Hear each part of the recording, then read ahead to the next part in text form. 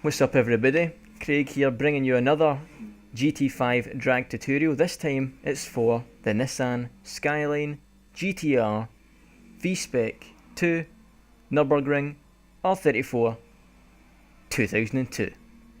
Now obviously you'll need the car that you see in front of you, and again like we spoke about, make sure it's fully broke in, and by that we mean the engine has done at least 200 miles to get the maximum horsepower achievable from that car. And then, like I said before, you go to the in-game tuning store and pretty much buy every power mod available for the car.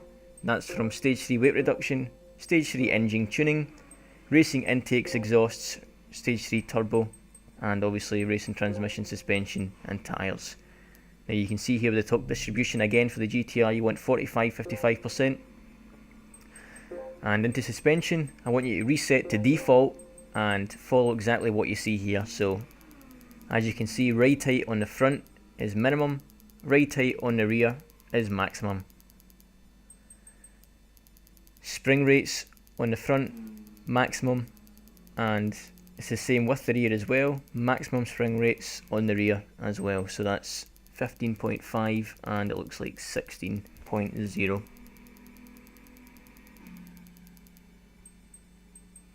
And as I spoke about with dampers for the GTR anyway, it's not really worth getting into, so just leave them as is. And camber and toe 0000. Now on to transmission. Again, after you've reset to default, I'll put up the transmission flip on the left side of the screen. Now you might have seen this this text on the forums. Now the whole purpose of this video is for yous that don't really know what that means, so I'm just going to show you in the video. Basically you want to set your final gear to roughly around about 3000, max speed down to 112, and first gear furthest left quite literally means drag the settings to the furthest left. Second, you just want it a little bit left, not too much. You can experiment. Third gear, you want it right, but then again, there's enough. Fourth gear, far right, which basically means just short of furthest right, and obviously fifth and sixth furthest right.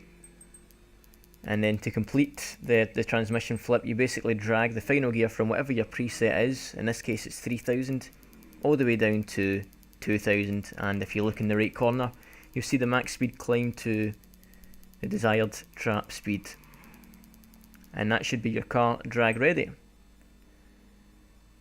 Now the same as with the last videos, I'll bring up the settings sheet and you can pause the video here to make sure that the list of installed parts on the right side of the screen matches yours, as well as the settings on the left side of the screen also match yours.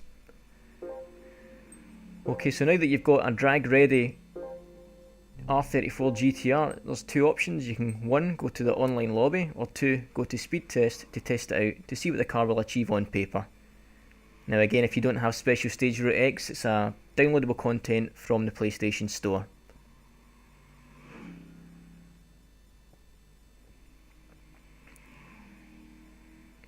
Okay, now it's the same drill as before. I'm not going to go into different methods of launch. I personally find that the full throttle launch, also known as the black screen launch, is actually the quickest for the Skyline R34. Now it's the same drill as before. Again, we're not going to have any driver aids because, as I've said, it gives you an unfair advantage in some occasions, but again, when it comes to tuning the car, sometimes it can actually have an adverse effect on the performance of the car. Now for this first run I'm going to run automatic.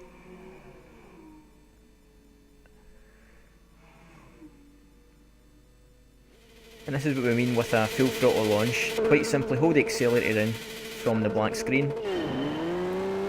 It does give off the most consistent results, and as you can see there, a quarter mile in 09.312. Now as you can see, that's the exact same time you will get off the base tune that you've just copied. The quickest versions of these cars only run about maybe a thousandth of a second or a hundredth of a second quicker than this, so already with the base tune you've got a very competitive R34. Now, same as before, I'm just going to do another run, this time using manual transmission, to show you again how quicker the car can be. Now, unlike a lot of cars with the GTRs, manual and automatic aren't very much different.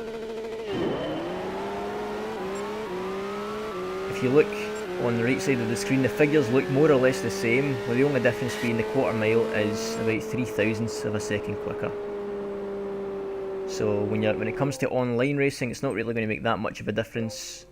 The only time you'll benefit is if you're trying to set a fast quarter mile time for a leaderboard entry.